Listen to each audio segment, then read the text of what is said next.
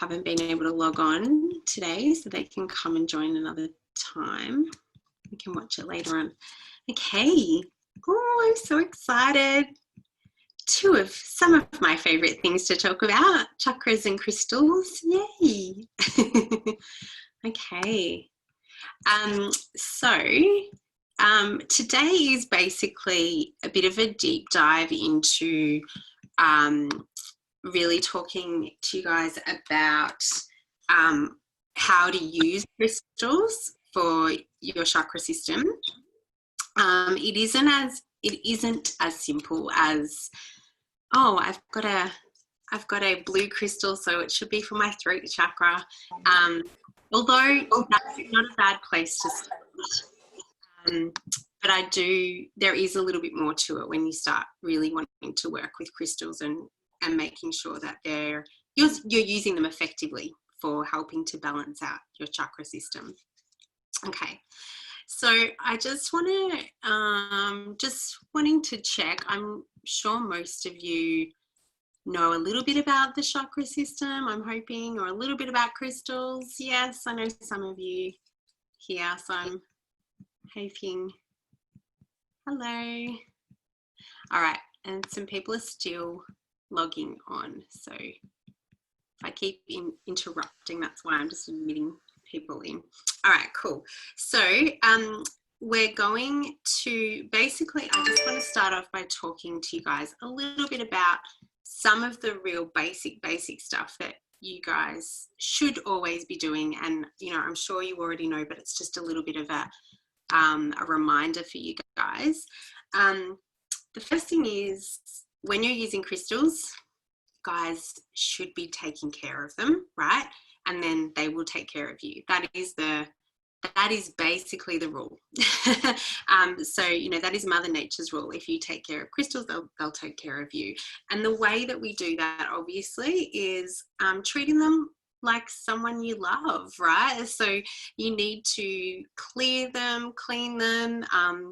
Don't hide them away in a box where no one sees them, or let them get all dusty and gross, or leave them outside in the sun and neglect them and that sort of stuff.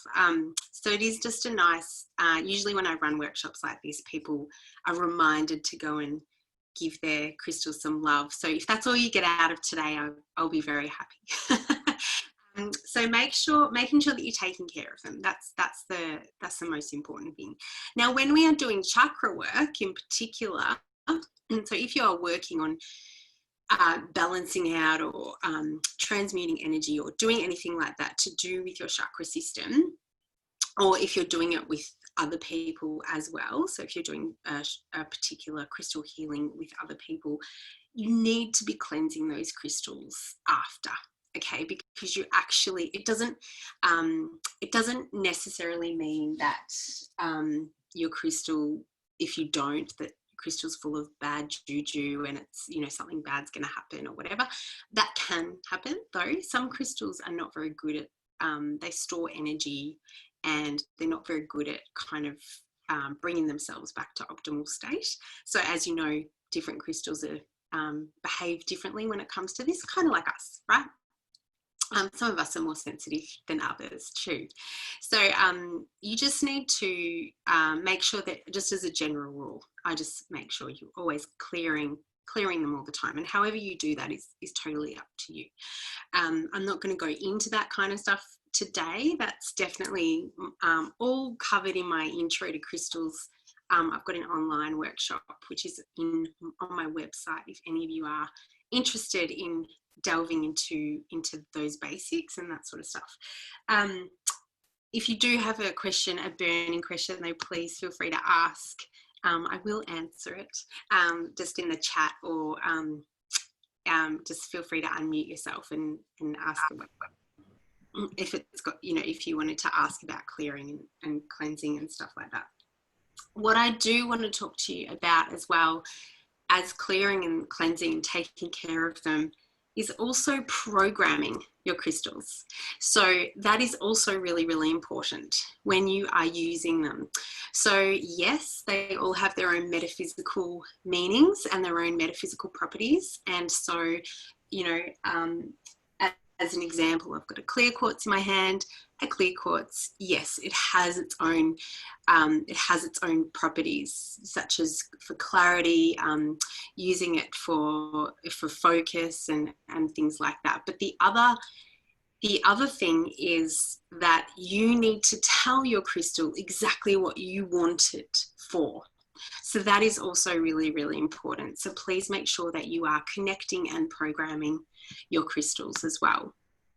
All the time, anytime you are using them, please don't just feel like you can grab it off the shelf and chuck it in your bra and go about your day, because yes, they will do something and they can have an effect and all that sort of stuff. But if you're really wanting to make the most of your crystal work and wanting to really have, wanting them to have a real effect, you need to be connecting with them on a much deeper level, right? So you need to be programming them, setting your intention with them and asking them to help you with something, that guidance.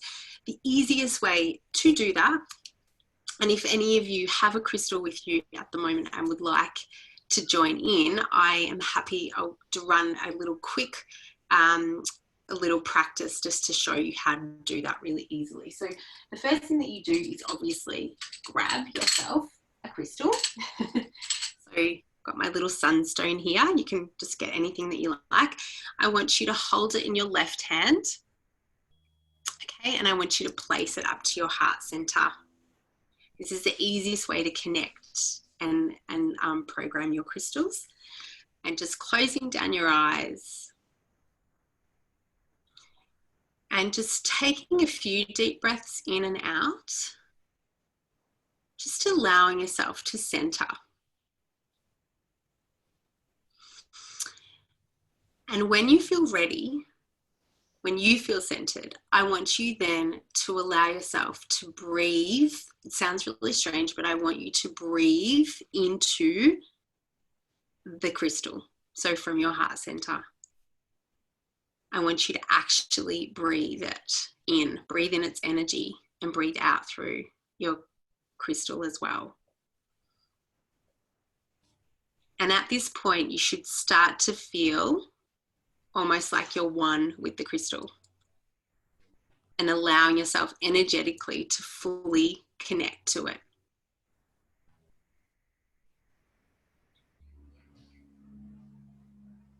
You should feel your vibration raising.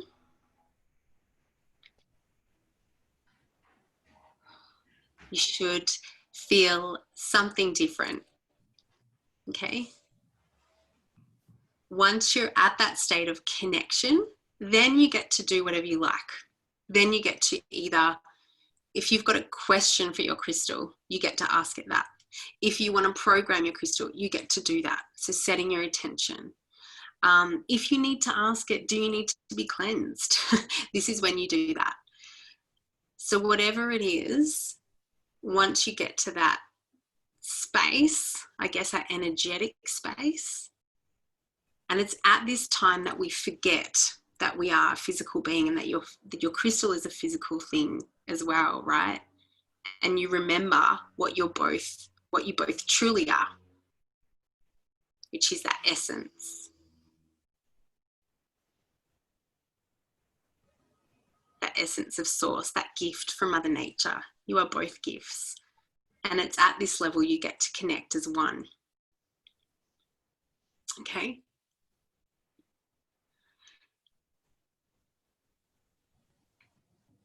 And once you feel like you're ready to, you then can bring yourself back to center and bring yourself back here with me. So that is a really basic way for you to connect to your crystal, for you to connect with it, to program it, to ask it a question, whatever it is that you need. But you should be doing that kind of thing with all of your crystals when you are using them. Okay. Sometimes, you won't feel like you have to go to that much extent, and it won't even feel like it's that long.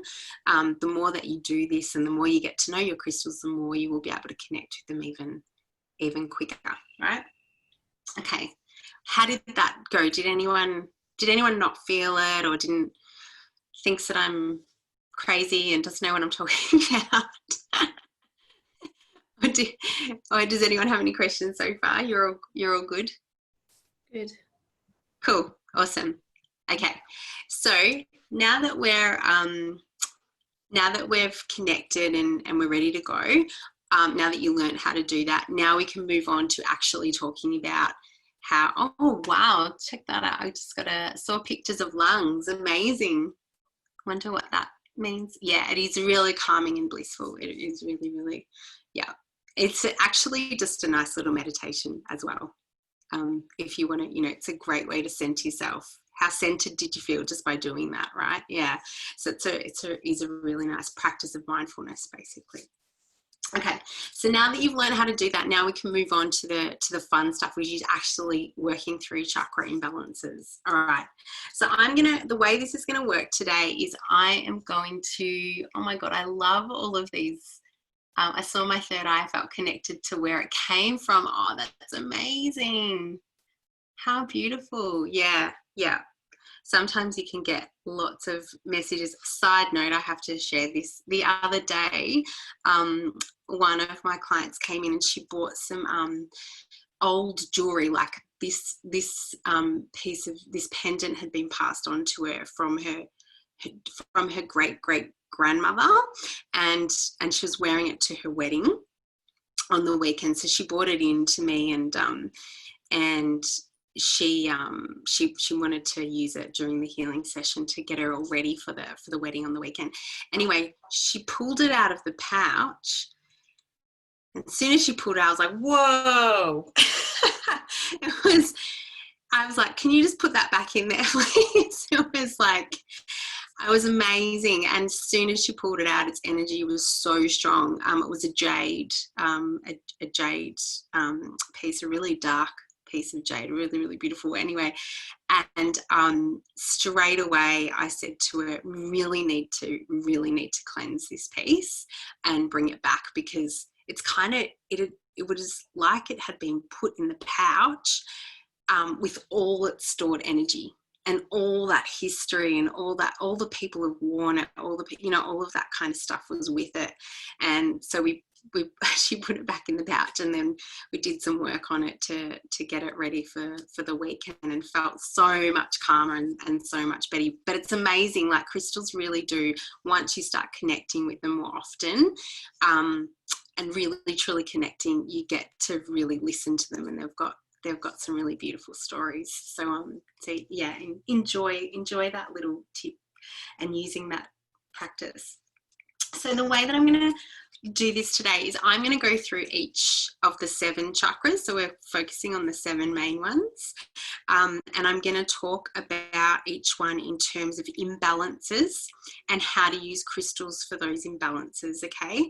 And how you can basically, what I want to do is give you the tools so that you then can go away and be able to intuitively select and consciously make the decisions about which crystals are best for that particular imbalance, okay? All right, so the first one is your root chakra, okay? If anyone's wondering what these cards are, these are my chakra cards. They're also available on my website, on my shop as well. They've got little tips about each of the chakras. Okay, so the root chakra, as you guys probably already know, it is our center of our primal needs being met, okay? So the imbalances for these look like things like being really fearful, being anxious all the time, restless. Have you ever met anyone, or you've ever been really like all the time, like you're really restless and you can't kind of stand still, like super ungrounded, right? Super ungrounded. So that's a really easy one to start with, right? When someone is really restless, it's almost like their feet are off the floor, isn't it? Like they're like being guided around by their head, walking around like that. So you can just imagine, I gave you guys a hint there, if someone's ungrounded and it's root chakra stuff, obviously they need grounding. So they need to kind of come back down, right? So you would typically probably, you know, think about crystals like your red jasper, for example, or black smoky quartz or tourmaline and things like that. Now here's the thing. Yes, those crystals are great and they can really help with grounding someone. But if someone is super restless and overthinking, they're usually really stressed out as well. And the color red, so something like a red jasper, using something like that is not necessarily going to help them. It might help them ground a little bit, the energy of the red jasper, but it's not necessarily going to help them to calm down and stop some of that overthinking and restlessness, okay? So what you would do is, if any of you are familiar with the thing called the color wheel, right? It is like an interior design, or anyone who's into design in general, color design. The color wheel is a great little tool that you can use. And this is, again, just another tool. It's very generalized. So I say this as a general, just to use it as a general rule of thumb. But the color wheel actually shows you all the different colors, right? So you've got things, you've got all the different colors around in the wheel, and it shows you which ones are opposite one another. So as an example, with red, its opposing color is green, right? So you could use something green to actually help calm them down. Does that make sense? Yeah. So your normal go-to would be something like the red, obviously, but red might just make this worse for this person, because if they're already buzzing high, and red is a very energetic color already, you're like, whoa, whoa, whoa, whoa, whoa, I don't want to make you any more energetic. I just need to calm you down right now. Green will help to do that.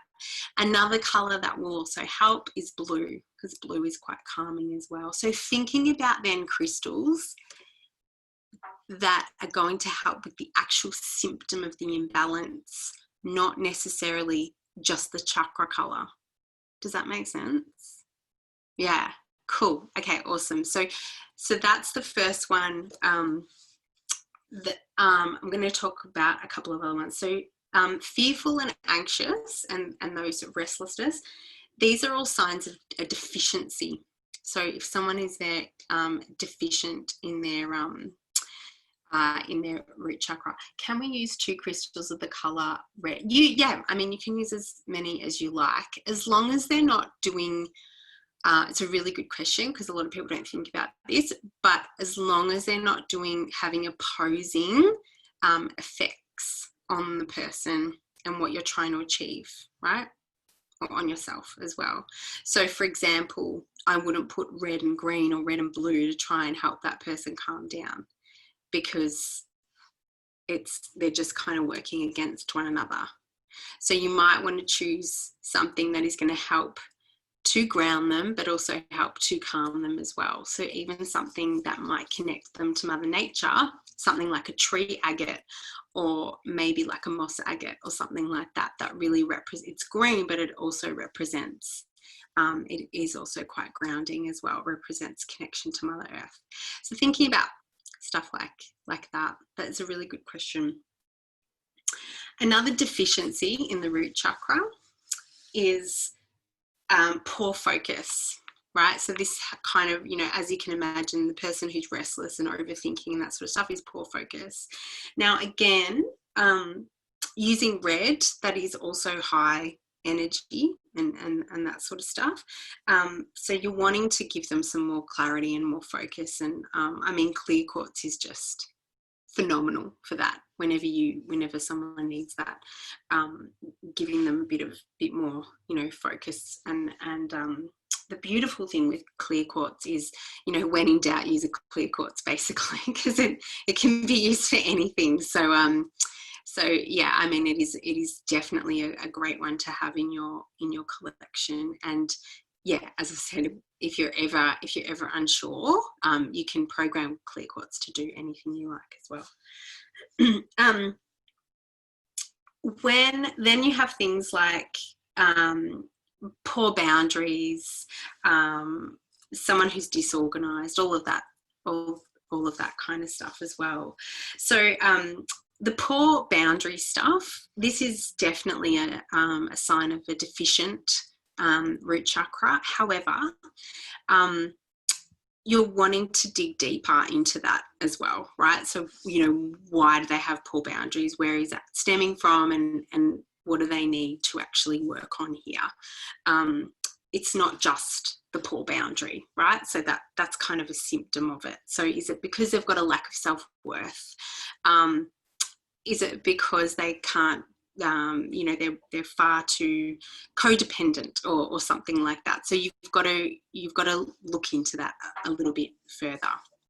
Okay, but they're really good ideas about how to look for a deficient, how to identify deficiency in the root chakra. When someone has excess in their root chakra, I should also say you can have both deficiency and excess, so you can be underactive and overactive at the same time. So people can definitely have more than one of these. You know, we are complex beings, so it's not as simple as it might seem. So in terms of excess, the deficiency is all about way too charged, right? Whereas the deficiency, as you can imagine, it's more, I feel lazy, I feel tired, it's not having the energy. So it's almost like the deficiency is like high on cortisol levels, right? They're like, and then the excess is they're just sluggish and they don't have any of that. So in this instance, yes, a red coloured crystal would be perfect because it's actually going to help them get some vitality back into themselves. It's also going to be a great colour to use because it brings in the vitality, and it also is going to bring in, you know, that make them feel that connection to Mother Earth as well. So it brings in that energy from Mother Earth too. So it's a beautiful, makes them feel connected that way as well. So it is a really beautiful crystal to use. Things like being way too rigid and almost like they're addicted to security, like they don't want any change in their life at all. The fear of change, all of that kind of stuff is very materialistic. So as you can imagine here, these are all attachment issues, aren't they? Attachment is very much connected to the crown chakra. So these types of people, this is a beautiful opportunity to help balance them by using crown chakra kind of things that are going to open up the crown chakra, because they are super attached on the physical level, and what they need to do is relinquish some of that control and that attachment and allow themselves to feel way more connected with universally, right? So things like a selenite or celestite, you know, things that are going to help them connect to universally, even using something like amethyst, something that will help them connect to something bigger than themselves. And this is also, and I wouldn't use these things if someone was super ungrounded. So if they are, oh yeah, true. Tali, you're so funny. Tali's just said, I think you've described me from a few mastership sessions ago. Oh, now you know which crystals I was using on you. No, just kidding. I love it. So basically, if someone is super ungrounded, so remember the deficiency, right? You wouldn't be using something like the selenite because that'll make them way too ungrounded. Okay, so again, coming back, they're much more lower sort of stuff. But with the excess, because they are way too stuck, that's what it feels like. It feels like they're way too stuck down there, and they need to get go up, you know, that energy needs to flow upward. So you need to bring that energy up. So using something around the crown will actually help that. I also love crystals like, the reason red jasper is really good for this one as well, for this particular type of person, is because red jasper will also help with that higher connection. It is such a beautiful, not many people know this about jasper, but it actually really helps you during meditation to stay grounded, but also allow yourself to get up to that higher connection. So it almost provides the safety. So if any of you have any issues with, you know, feeling a little bit unsafe going into those other realms, jasper is such a beautiful way to do that, and can really be gentle and offer you a gentle way of going a little bit higher. So it's a really supportive crystal for that. Okay, cool. Let's move on to the sacral chakra. All right, so next we have the sacral, which, as you guys would know, typically is orange in colour. It is all about, well, it is the centre of emotion. So you can take a guess at what maybe a deficient sacral chakra would look like. Well, it looks like someone who suppresses their emotions, right? Someone who doesn't want to feel anything. So not only the suppressing their emotion, similar to the excess in the root chakra, they also fear change. They also don't like any change because it would bring up too many emotions for them. They don't want their emotions to be activated at all. That's it. Nothing like no emotion, avoiding emotion whatsoever. There is also lack of desire here. There is also lack of passion. There's lack of excitement. This is quite often someone who would describe themselves as, I've lost my spark. That's what that kind of looks like. And what they tend to have done is their boundaries are excessive, right? So rather than having really rigid boundaries, their boundaries are way too excessive in the opposite way. Because they don't want to get close to someone, you know. They also don't have great social skills, or there's social anxiety there. They don't want to connect with other people and those sorts of things.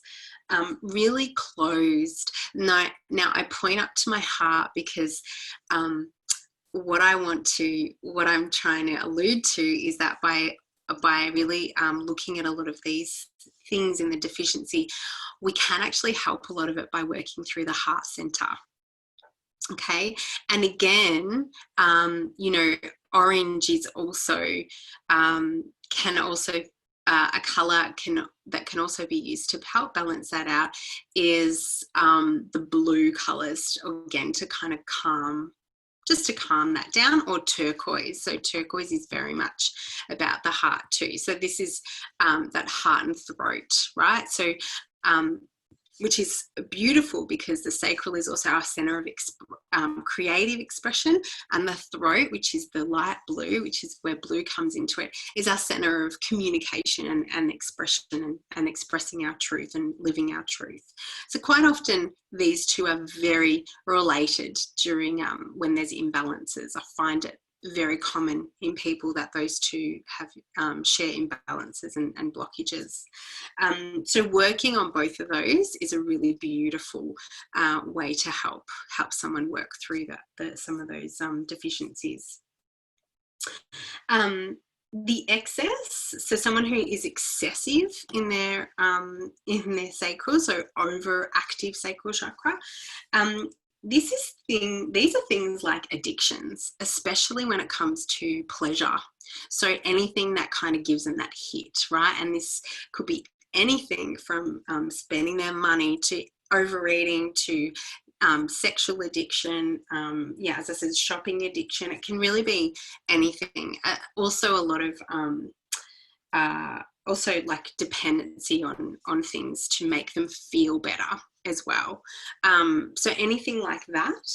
They are also overly sensitive and also overly emotional as well. So these are like, it can look like real over the top, like they get really triggered and really over the top, reacting really excessively in some sort of way, not being able to control their emotions.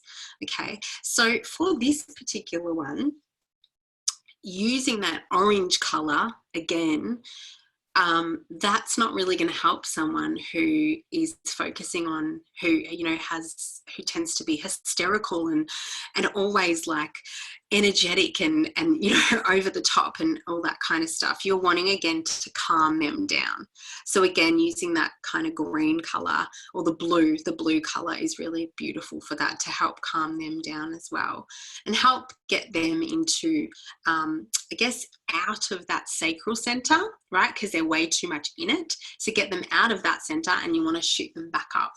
And a beautiful place for them to go is to their throat, where it is blue and where they can express it. So giving them things like using their crystal, or you using your crystal, and to help yourself, even actually placing a blue crystal on the throat and saying mantras or chanting or speaking, labeling your emotions, things like that. Anything that you can do to kind of get things out through your voice is a beautiful way to do that.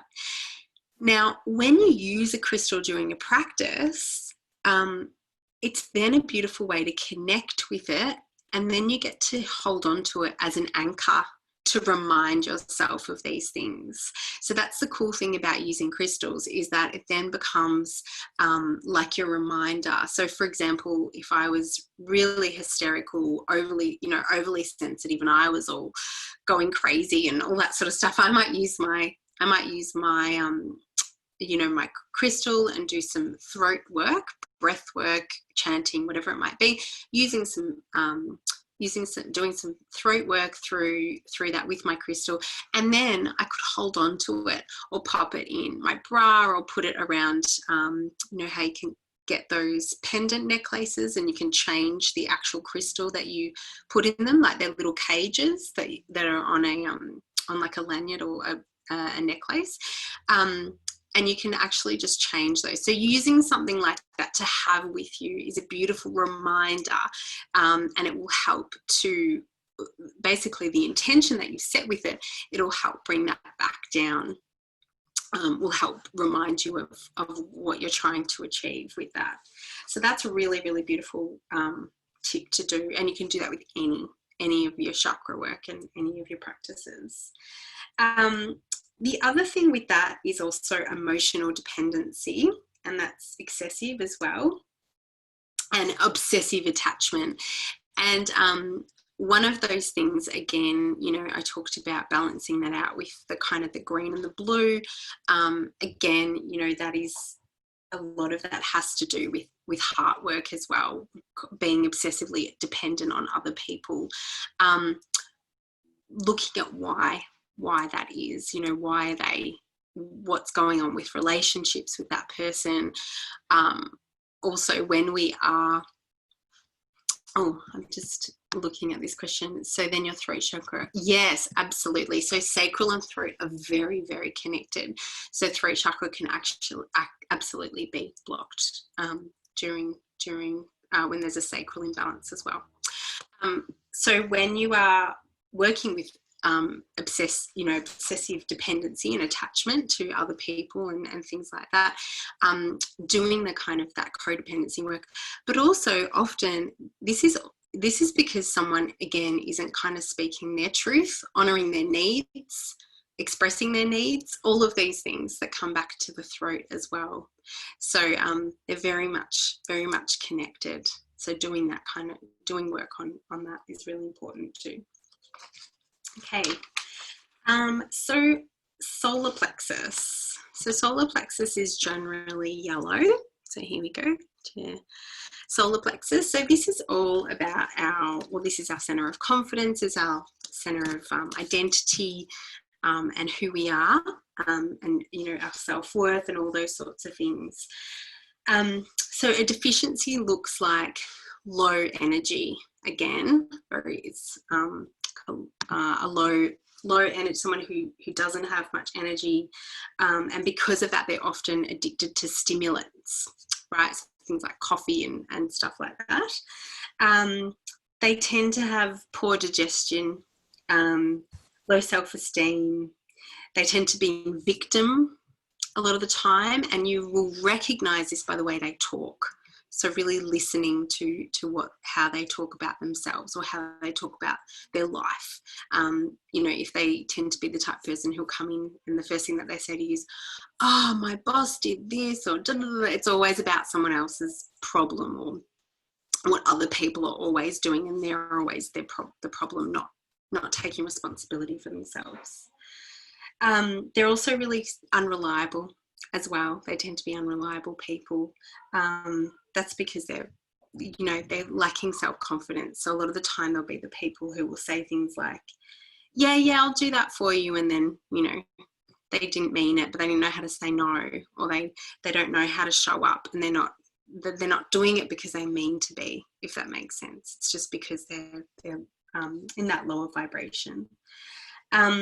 It can also be that they're also quite passive. So again, you know, not being able to actually say, no, I can't do that for you, or I don't like that sort of thing. They're always trying to please. Okay, these are the people pleasers, and so deficiencies in there. So again, looking at the colour wheel in that particular case, against yellow tends to be like your violet or dark blues, those sorts of colours. So the much higher, which is very interesting when I explain the connection there. So with your third eye, which is kind of a colour, right, of your the opposing colour to yellow, your third eye governs your self-image. So like you should go, yeah, I can see, that's interesting. It is interesting, right? So you can understand now if someone has a deficient, low self-esteem, they're deficient in their solar plexus, they don't see themselves for their true potential. They can't possibly. They see themselves, sometimes this looks like self-loathingness. This is absolutely, this is like the self-loathingness in its extreme cases. And people like this can be quite depressed and that sort of stuff. They neglect themselves too. And so they're not seeing themselves how they truly are or what they truly can achieve or be and all that sort of stuff. So their third eye can be blocked here as well. And they're also not able to visualize the future or think that anything could possibly be amazing. So often, when I can guarantee that if I ask someone who's really deficient in their solar plexus, if I said to them, what do you want? They're like, I don't know. They have no idea. Zero. So funny, so every month I run an online program called Ritual and Release, and where Tali actually does beautiful sound healing for everyone at the final event. Basically, this morning I have this, I know this particular client, and she wrote to me a message and she said, so this month, on day one, I asked everyone to think, on day two, I asked everyone to think about what they wanted. And she said, oh my God, I couldn't answer that question. And she said, do you have any tips for that? And I said, I don't, because it's meant to be thought-provoking, and it's meant to highlight, exactly this, this journey. The Ritual and Release journey is really a journey of the self, and for you to understand where your own imbalances are and that sort of thing. So I will go into it in our final event and talk about why that is so hard, but I really wanted her to sit with it for a while and think about it herself. But she's classic, I know this woman, and she's classic deficient solar plexus. So it's very interesting. It's very, very interesting. Okay. Excess. So when we have overactive solar plexus, total opposite. These people are not passive. They come across as arrogant. Now, arrogant is different to confidence. Okay, confidence is someone who can still be confident, but not way too self-centered, right? They still are able to honor and they have space for other people. Someone who's arrogant has zero space for somebody else. They think their way is the right way. These types of people have to have the final word, right? That's what that looks like. The arrogance looks like. They're usually controlling. They're control freaks. Also can be aggressive, you know, if they don't get their way or things don't go their way. Power, usually seeking power, and that's how they feel good. Manipulation, they feel good like that. They're usually addicted more to sedatives, so the very opposite to the deficient solar plexus. They are also hyperactive, can't relax, that kind of thing, and tend to be really competitive as well, those sorts of. So if you were trying to balance out that kind of behaviour, yellow would be great for the person who doesn't have a lot of energy, right, and their lower self-esteem and that sort of stuff, because yellow is this incredibly bright, warm colour. So things like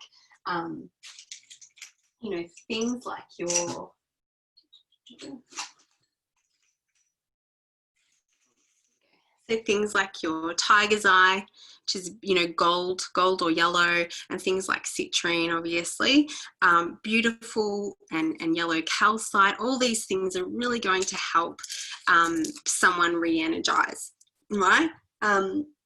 You wouldn't use that on someone who presents these over or excessive kind of symptoms. The reason being is because to someone who's arrogant need more of this courage and no, they don't need any of that. Again, they need to come back down a level. So you're wanting to balance that out. So using the dark blue and the purples will help them. The other thing that does is bring them out of their center, because they're so in their center, right? And your manipura, your solar plexus is your center of manifestation, is your center of identity and your power. So you want to get them out of that center and you want to bring them up again, right? So you want to pull them back up. Hey, it's not all about you, right? You want to bring them back up. So connecting them to higher communication. How can you help them see the world from a different perspective? Yeah. So using crystals that are going to help with that is really beautiful. So amethyst is a great crystal for this because it's calming, brings them down, help relaxes them, right?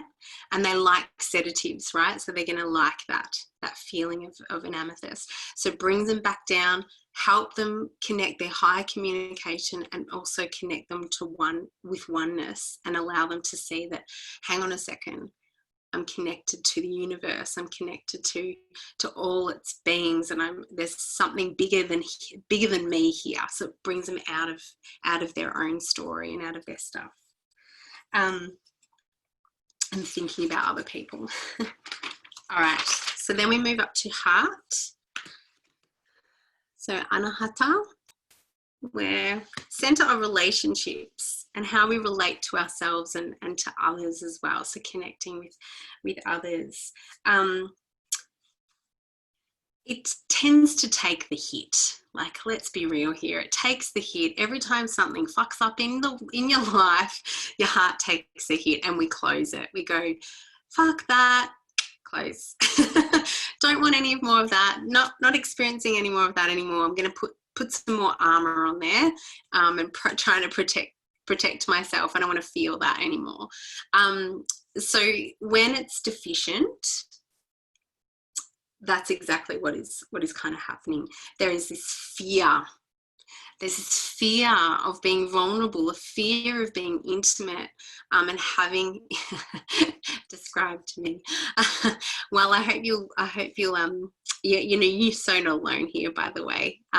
Anyone who has suffered anything in their life will have had moments of this, absolutely. So it is when you are fearing relationships or getting close to people and that sort of thing, you are antisocial, you feel lonely, feel isolated.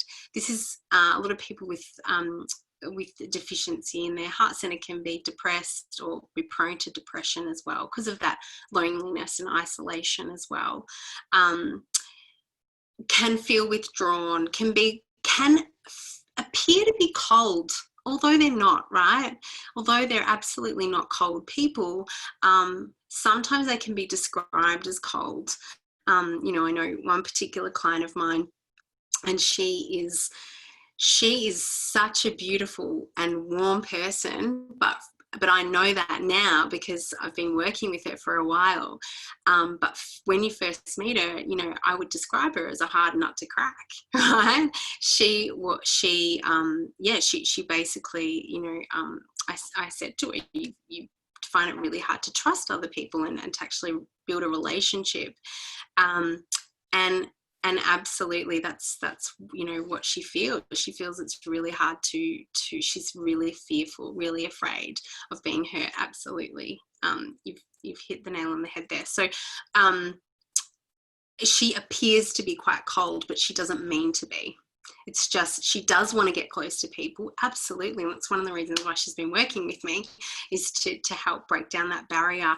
But it takes some work. So here you're wanting to use a lot of the green stuff. You know, the green crystals are beautiful for opening up the heart center. But again, it can also be about working through some of the other symptoms. So for example, it could also be about building on their own relationship with themselves too. So going back to the opposite of the green, which was the orange, and the orange and the red, that kind of color. So it could be about building on their security and safety net. If someone feels safe, they're going to open up, right? That's really what it comes down to most of the time, is the reason they're not opening up and they're afraid of being vulnerable is because vulnerability scares the shit out of them because they feel unsafe. It's like they're naked, right? And they're exposed to the world if they break down the barrier that they've got on over their heart center. So you want to help build stability within them and help them to feel a sense of security and protection and all those beautiful things that red and black will offer them, that the root chakra will offer them. So they're up here right now. You want to bring them back down. And it's not uncommon. I've seen a lot of people with closed heart centers, great meditators, great at spiritually connecting because they feel safe up there. But that's not going to help them build connection with human race or other human beings, right? They've got beautiful connection with spirit, and that's really nice. But you need to live and be in the physical world. So you want to bring them back down. Okay, so using crystals for that too. Excess. So now let's talk about the over excessive heart chakra, which is basically the total opposite. This is someone who's super codependent, demanding, clingy. They are jealous, they're overly sacrificing, all of that sort of stuff. So they don't need so much this. They need to go, they also need to feel safe and secure, right? But it would depend on the individual about how to create that. Sometimes they need more of that as well, that higher connection, and sometimes it will be that they need more of the physical connection, down the groundingness, the sense of physical security in their world and that sort of thing. But usually what I find with those sorts of people is that they actually need more of the spiritual connection. They need to go higher, because what we actually want them to experience is not being codependent on going from one thing to the next. So I don't want to create codependency and clinginess from a person to thing or to another person, right, I actually want to connect it within them. I want to create it within themselves. So that's what we want to do. We actually want to create codependency. I actually want you to be dependent on yourself, and I want you to feel safe within yourself and security within yourself. Obviously, you want to achieve these things for both of those within the heart chakra, and everybody should get to a point where they feel like that anyway. But these people in particular they're not getting that from any kind of spiritual connection, and they usually are. They're also usually the ones that are also overactive in other areas like the solar plexus, or the not the solar plexus, the sacral, right? They're the highly emotional ones. So they've got usually got a lot of energy. Energy is not the problem. So again, it's about really calming them down and helping them to to get to a point where they can relax. I just had a client yesterday. It reminds me of this. I knew she needed more connection to self, but connection to spirit. Yeah, it is a really beautiful way to frame it, because quite often it's a nice segue to self,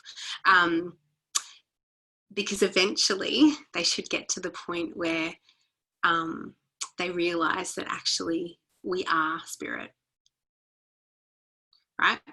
So if you can connect to spirit, or you can connect to source energy or divine energy, universe, whatever it is that you like, you actually reach a point where you're like, I am those things. I am just an expression of it. So really these things live, if they live with up there, they live within me, or if they live in Mother Nature, they live within me. If I can feel that there, I can feel it here too. I can feel it within me.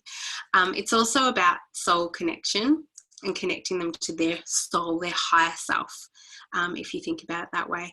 But for someone who's deeply in that story and being overly dependent on other people, and there's ways to identify that. Again, it's listening to their language. If they tell you things like,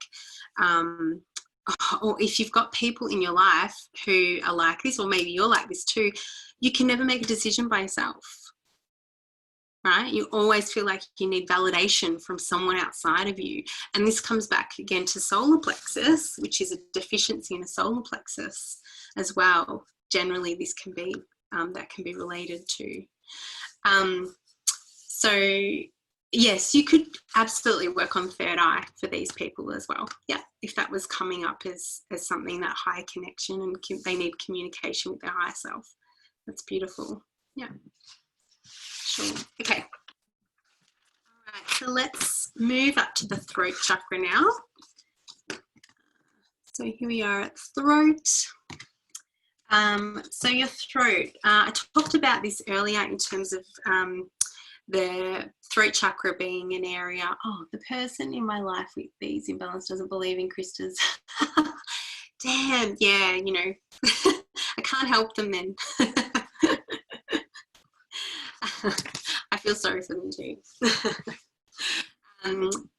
You can only work on yourself and make sure you are doing the work to help yourself, and it will rub off on them, I promise.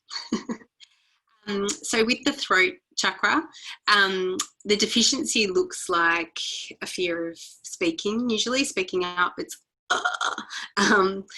It's having a weak voice. So I've got to tell you actually a very funny story. So one of my friends recently went to a voice coach because she wanted to start learning how to, public speak and all that sort of stuff. And she's in a sales role, so she wanted to learn how to become better at sales too. And she went to a voice coach, and they, helped her sing and all that sort of stuff. And she kept talking about her vagina voice and telling her she needs to get into her vagina voice and use her vagina voice. So now that's become a bit of a joke because, we're not to speak from our throat, right? We should be speaking from down lower, which actually is a beautiful way to think about, our center, our reproductive center is our sacral. So absolutely, I talked about the throat and the sacral being connected, and so you should be speaking from your sacral, which is really beautiful. They do look like female organs. Yes, they do. Absolutely. Beautiful. So it looks like a weak voice. It doesn't sound like a vagina voice. They also have difficulty expressing their feelings, right? This is, again, very much related to the sacral stuff. They tend to be shy and introverted. Introversion's not a deficiency though. It's just that if they're too shy and aren't allowing themselves to, the way this also looks, the way this can also come out is someone who doesn't actually like to, they're shy because they don't honor their truth, right? And they're not living in their truth or in alignment and that sort of stuff. So this is what that looks like, and usually why they're shy, because there's something stopping them, and usually it's confidence or something else that's going on there. They're probably aren't confident in their own identity and haven't allowed that to come through. So that is a beautiful thing to work on when it comes to the throat. So absolutely working through things like their solar plexus issues, so their identity and things like that. In terms of the blue, so we did talk about this. So light blue generally looks at the red and the oranges, those sorts of colours. So obviously if someone is kind of weak in that, right, and not very confident and things like that, you're wanting to help them boost their confidence. So obviously, as I said, working on those lower chakras will help that in the opposition. Again, they can also feel like there's no security there, and that fear and the lack of security. So, and they're insecure in who they are as well. So that identity stuff too. So helping them create, I guess, connection as well, and feeling protected and feeling like they are actually safe in, so grounding them, helping do that sort of stuff. Also, because they are usually so shy, or they're kind of blocked around here, they can tend to be overthinkers too. So again, bringing them back down, grounding them, making them feel safe, making them feel secure, making them feel like they're working on building those foundations. So the lower chakras, working on building that up before they kind of can then have the confidence to express themselves. So that's a good little tip there. So excess looks like the opposite, right? So too much talking, not very good listeners, don't comprehend things either. They ask the same questions, aren't really present when you're talking to them, that sort of stuff. Tend to be gossipers, and find talking about other people and that sort of stuff quite stimulating for them and pleasing for them. They dominate conversation, interrupt, finishing sentences, or won't let you finish, that sort of stuff. So tend to really be ruling with this area, with the throat chakra area. The throat is an interesting area because it is actually in our body, right? So with our 7 chakras, those 7 chakras are placed on our body, other than, there's other chakras and they kind of exist around in our auric field, whereas the 7 actually are in our body, and the throat is in the smallest part of our body, right? If you think about where your neck is, the throat chakra is there. So what can happen is it can be a bottleneck for things to kind of fester. So it can be quite an interesting, even just looking at your neck or looking at someone else's neck and seeing even how that's positioned is quite interesting, because you can see, people who have a really protruding neck, or people who have, it's kind of like, it's almost hiding with their shoulders, or they're very much like this, like they're covering. It's very fascinating. You'll start to look at people differently. Same thing with their chest. You can see a lot by the physiology of their chest and what that looks like, and whether they're confident or whether they're kind of trying to hide it, or trying to protect it and that sort of stuff. So it's really, really fascinating. You can kind of notice things of different people. So the way that we look at the way that we balance out the excess is basically you need to, again, these sort of people aren't usually too much in their head. They're generally the type of people who just say whatever all the time. It's not in there. Sometimes should be in their head a little bit more rather than out their mouth. So you're wanting to, again, it's about bringing them into higher connection, right? That again, that it's not all about them. They're usually the ones that need to be at the forefront of. They can be the arrogant one, you know, that sort of the excess in the solar plexus, that sort of stuff as well. So looking at things like that. Things like aquamarine are really, I use this because it is such a gentle crystal for the throat chakra, and I love using this for both deficiency and excess. The reason being is it is very gentle, and it just doesn't have that, it won't make a rapid change to someone, and it can really help them to kind of identify what is, and make their own kind of discernment, you know, about what is right and what is wrong, if that makes sense. So aquamarine is quite a really has a really gentle vibration.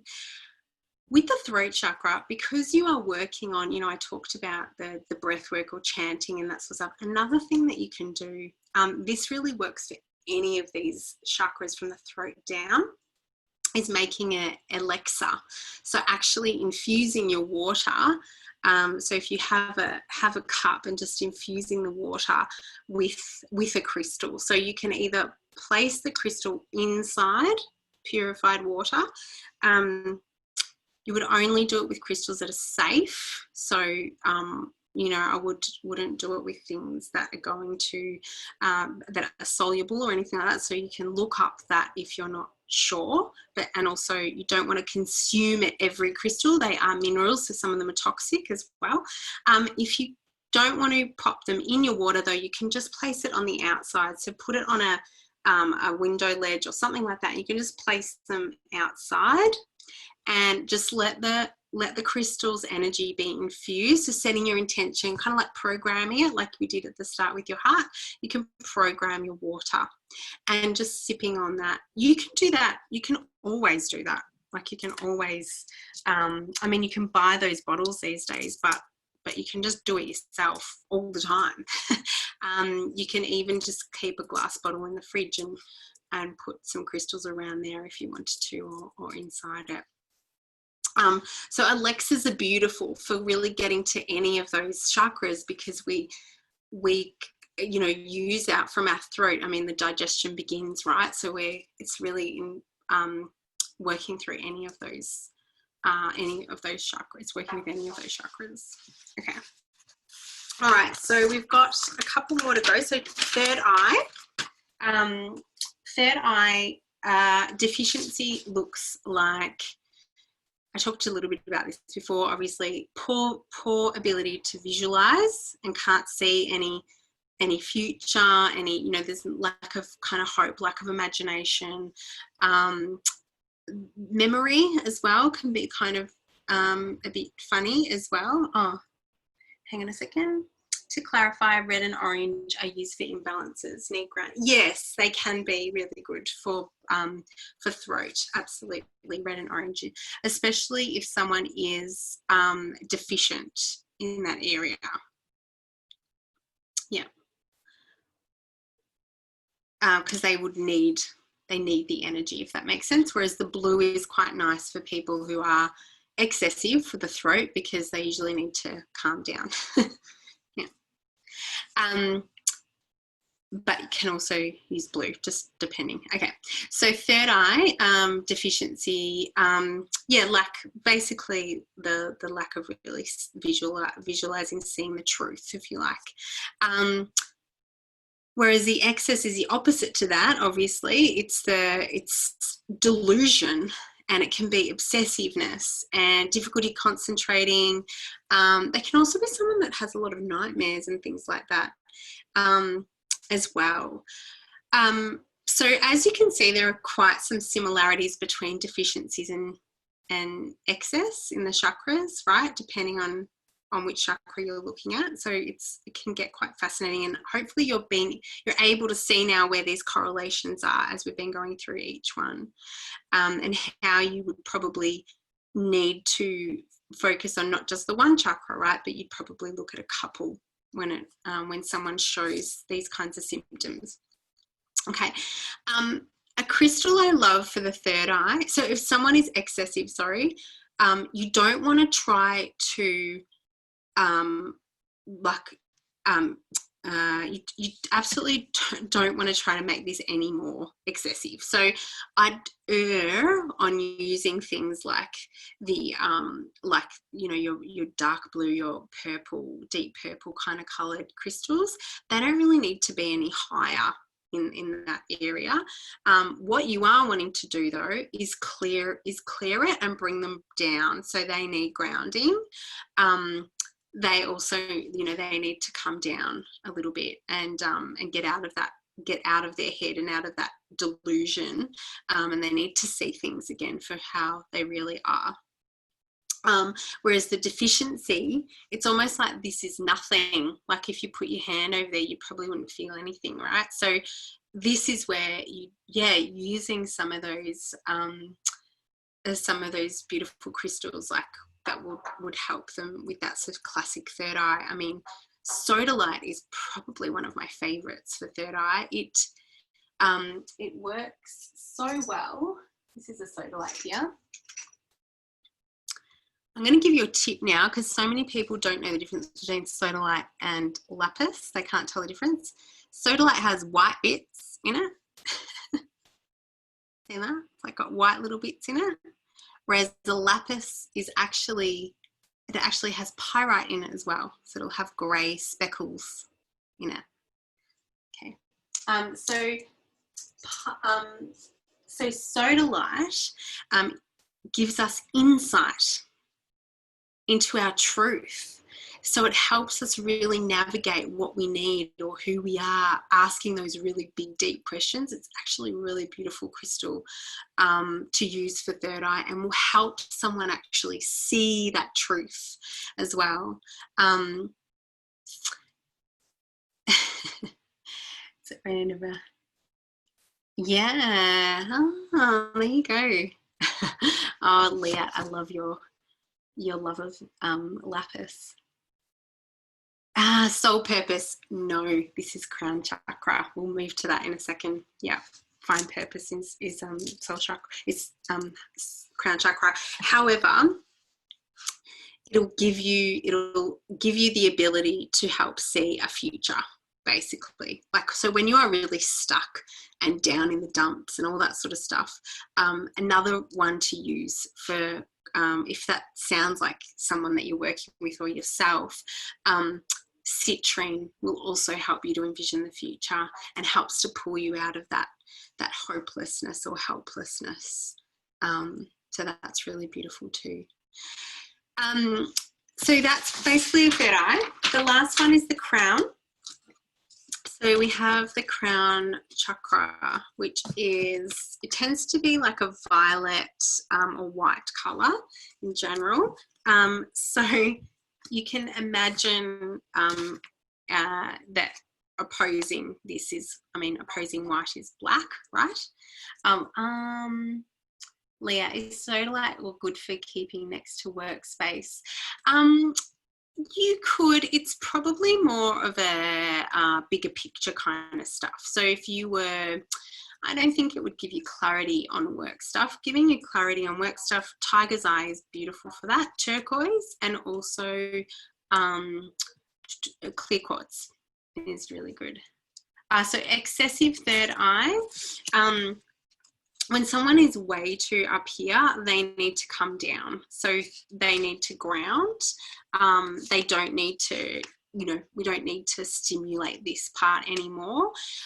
First, you would work on grounding them And then you would slowly work on, once that kind of comes back into balance, then you can work on encouraging them to work with spiritual connection or higher connection and high communication and that kind of thing. But at the moment, if they are excessive here, they're just not going to get there. You know what I mean? They need something to really ground them. So again, using a jasper or mookaite jasper would be really good for that, to help bring them back, but also will help kind of balance and allow them to get into that meditative space or connect higher connection. So crown. So deficiency looks like, usually like they're really cynical. So probably a friend who doesn't like crystals.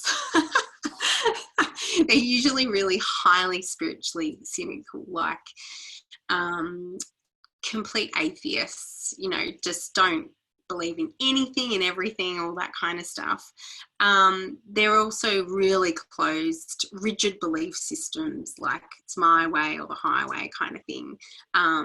They really believe, you know, they'll probably be loyal to their political party, that kind of, you know, those sorts of, that kind of stuff. And usually they have an excess in their lower chakra in one way or another.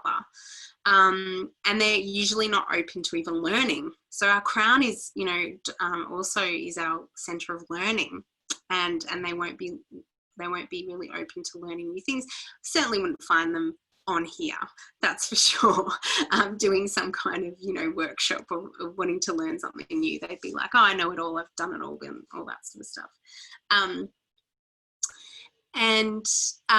So if this is basically the person who is completely closed off to any spiritual connection, which is actually really sad, because we need some kind of faith and some kind of belief in something, because I mean, scientifically, we live longer if you have faith in something. So it's good for your health to believe in something, but just in general, I mean, being so closed off and rigid is not a great way to be, right? It's usually those people who are also closed here, closed hearts, right? They don't really want to get close to anyone and that sort of stuff either. They're usually not very emotional either. Yes, it is good for your health to buy more crystals and believe in crystals, absolutely.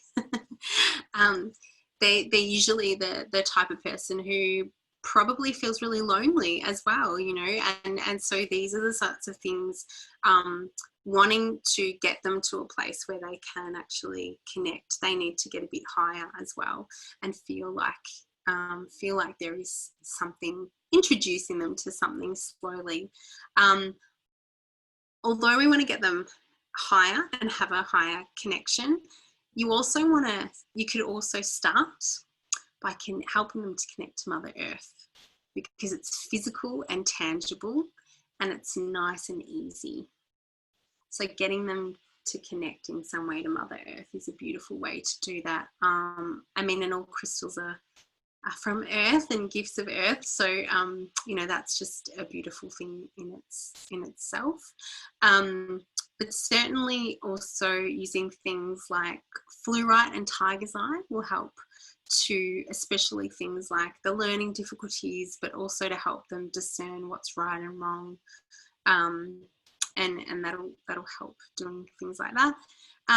So grounding them in a way, getting them to ground, using things like tourmaline or smoky quartz to help kind of infuse that security and connection to Mother. And then we've got the excess. So these are people who are usually overly spiritual and not grounded enough. So obviously, you know, they need grounding. Usually confused, disassociated from their body. I have seen people like this, students and clients like this. They are very good at having a spiritual connection. Again, like they will, it's amazing. They'll come in for a session, they'll lay on the bed and I won't even have put the music on and they're out. They've gone off to another realm already. They're like, you know, I don't know where they've gone, some other world completely, because that's their safe space. That's their comfort zone. Again, these are the types of people who feel really comfortable you know, out there, but not so comfortable with people. They don't feel comfortable with other people. So it's about trying to help this open, right? And also grounding them and connecting them again down to Mother Earth. So I just want to also say that with the deficiency as well and helping. So once they've kind of started feeling a little bit safer in maybe connecting with Mother Earth and believing that, yeah, there is something more than, you know, in this life, and finding the beauty in things and the gratitude in things and all that sort of stuff, and finding a little bit of faith. So trying to work with them or work with yourself in terms of finding some faith in something. Connecting them slowly. So celestite is just so beautiful for this because it's such a beautiful, allows for a real beautiful connection with you know, high connections, and it's so gentle. Celestite is really a very, very beautiful crystal for that. And selenite can also be really nice because it's protective as well and really cleansing too. You would not use those for someone who has excess. They don't need that sort of stuff at all. So for them, it's really about getting them into their body. So yes, root chakra, but also the sacral. Often they've disconnected from, and also their solar plexus, they've often disconnected from their connection physically to the world, their connection to their sacral, like their center of creation, and also their identity, who they are and their place in the world. So the lower three chakras are usually, you know, really important for these guys as well, and forming a connection with that. Carolyn, it's celestite. See that? Yeah. So basically that is the 7 chakras done. Does anyone have any questions before we close up? Which crystal would you recommend for someone who's excessively sensitive to sound or noise? Oh, it's really hard to say just off the back because I'd have to understand what's going on, like why are they sensitive to sounds and noise.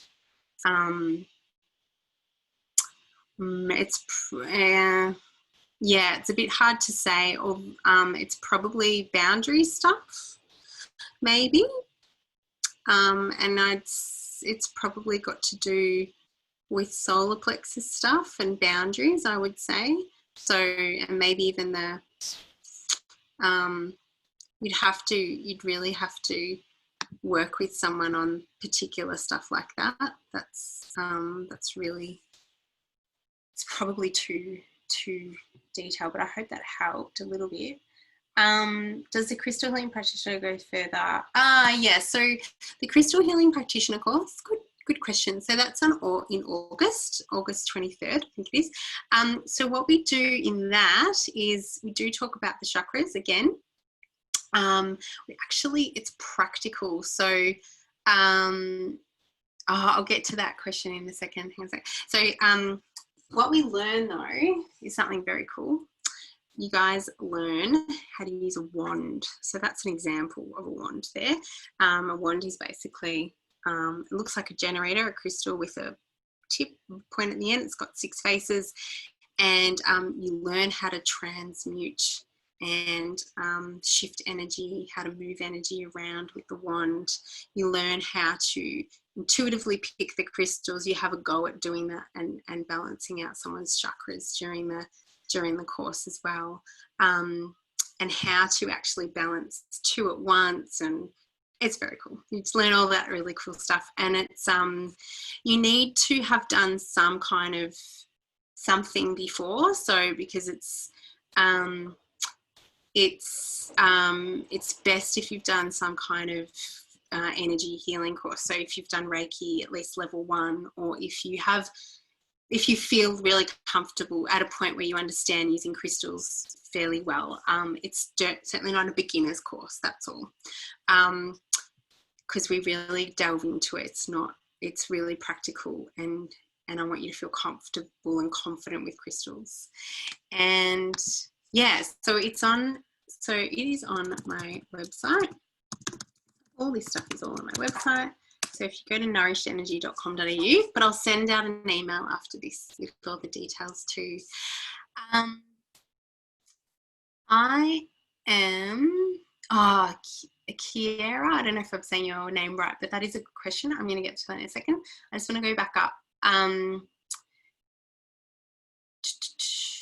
Yes, I've heard not everyone has all chakras balanced. Absolutely not. Absolutely not. And I've got to tell you now, it's not the same for everybody. Everyone's are really different and unique.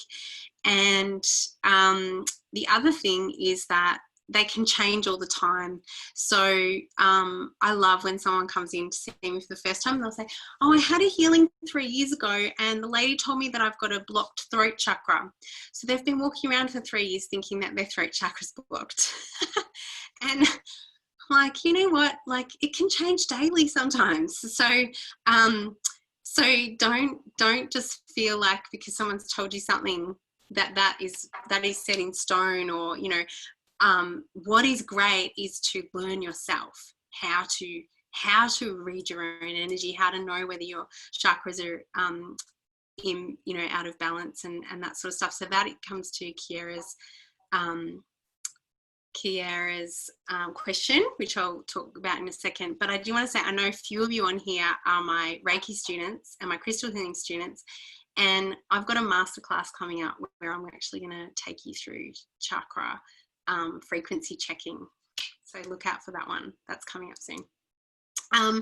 So Kiera, thank you for talking through all the signs. This has been so informative. Is there a simple way? You just have to start, just try, just place your hands on your different chakras and just see, sense, feel what's going on there. I've actually got, I've got a little podcast on Anchor, and I'll send through the, again, it's on my website on my about, but I will send through the link in the email after this. And basically in there, I've got a couple of little meditations that will help you to just give you some insights into your own insights into what is my crown saying to me today? How does my root feel today? How does my solar plexus feel today? And so you can start to check in. But you can start doing this whenever you like and how often you like as well. So just checking in with yourself and energetically seeing what's going on. And you can use your crystals to help you understand that as well. Yes, you'll get access to the replay. I'm going to send it to everyone. Yeah, that's right. So what might be blocked once may not know. That's correct. That's why you need to do more work. You need to do this stuff all the time. You know, you are continuously evolving. You are continuously changing. You're not a robot and a machine that's been programmed once, right? Your cells are constantly renewing and regenerating. So you are always and you are experiencing different things day in, day out. So who you are as a person is changing all the time, and what's going on for you is changing all the time. And so your chakras are becoming imbalanced or blocked, or, you know, things are manifesting within you over time more and more and more. So they manifest as blockages. What would you recommend is the best way to cleanse raw crystals? It's no different to polished crystals or whatever you like. So yeah, that's exactly the same. However you like doing that, you can do it the same way. Anything online? I'm in North America. Yeah, so I will be doing the Crystal Practitioner course. I'll tell you that as well. I will be doing it online. I'm doing it in August as face-to-face, but I absolutely, I've already planned, because here in Victoria our restrictions are like one day yes, one day no.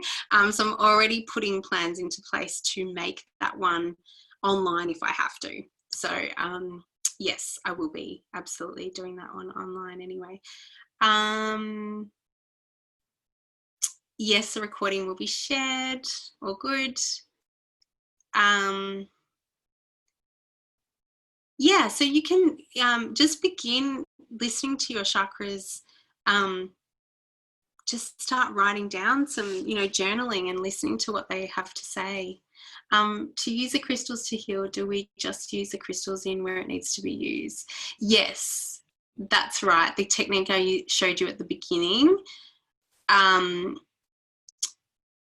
Well, not necessarily. So that's actually a very good question. So Azalea, I'm not sure if I'm saying that right, but she's asked, to use crystals to heal, do we just use the crystal where it needs to be used? So for example, in the throat chakra blockage, do I use a red or orange on my throat? You can absolutely do that for sure. But you can also just place it on wherever else you are feeling like you need it. For example, like if you if your throat was related to your solar plexus, maybe you need, or your sacral, sorry, and you needed to put it on your sacral, then you can do that as well, even if you're working with your throat. This is where it kind of gets complicated, but using something like a wand, you can actually start to, you could place your wand at your throat and place your other hand on your sacral, and you could set the intention that you are going to use that you were basically working with both of those crystals to help balance out each of those chakras, if that makes sense. So it can get a little bit technical, and that's why I've got the practitioner course, but I didn't want to go into too much. I don't want to scare you guys off and complicate things, but basically you can absolutely you can be balancing two at once. You don't have to be just doing the one at a time. Caroline, I meditate every day and often scan through my chakras. Yes, it's beautiful. Really, really beautiful. Helen, don't judge me. I'm not the same person I was 4 minutes ago. It's so true. It's so true. I love it. Aruna, how do we know the purity of the crystals that we buy? Yeah, do you know what? The more that you connect with your own intuition, you're going to be better at choosing the right crystals as well, because there are a lot of shops around online and store that don't have great energy, and as soon as you walk in you can feel that, or as soon as you pick up a crystal you can feel that as well. So my best piece of advice there is to listen to your intuition and try to work on that. That's the best thing that you can do there, and listen to it, to trust yourself. So left hand, the crystal, left hand receives energy. Any places you recommend? In where? Melbourne or online or Sydney? I have no idea. I'm sorry. I'm in Melbourne, so I actually don't know anywhere in Sydney. If anyone else does, can you write it in the chat? I know there's some great online stores. I don't buy my crystals online, but if anyone knows of any, could you chuck it in the chat? There you go, Unearthed in Queensland. Oh yes, I've heard of them. They look amazing too. They look really beautiful. I feel iffy about buying them online, but I know Melbourne. Yes, Melbourne has great crystals.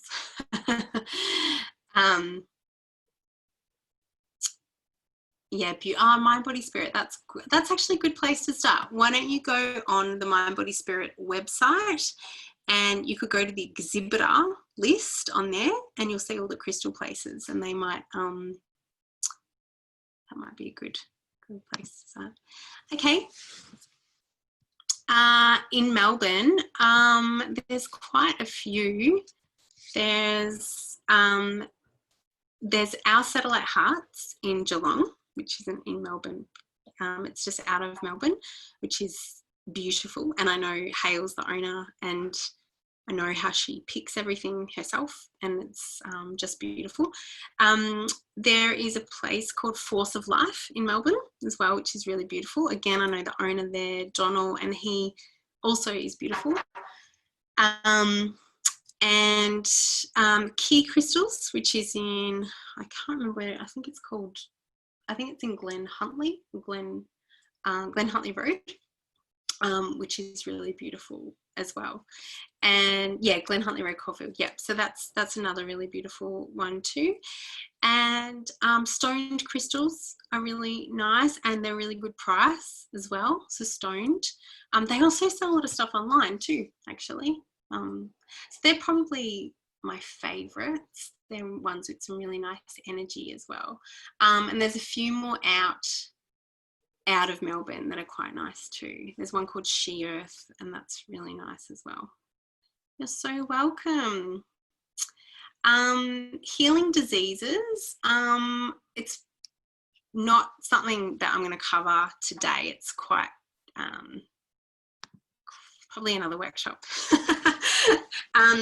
But hopefully you guys have enjoyed that today, and I will send out the recording afterwards, and I will send out all the links and everything as well, and hopefully you guys have some new tips and tools, and please let me know how you go. How exciting. Happy crystal healing. Bye.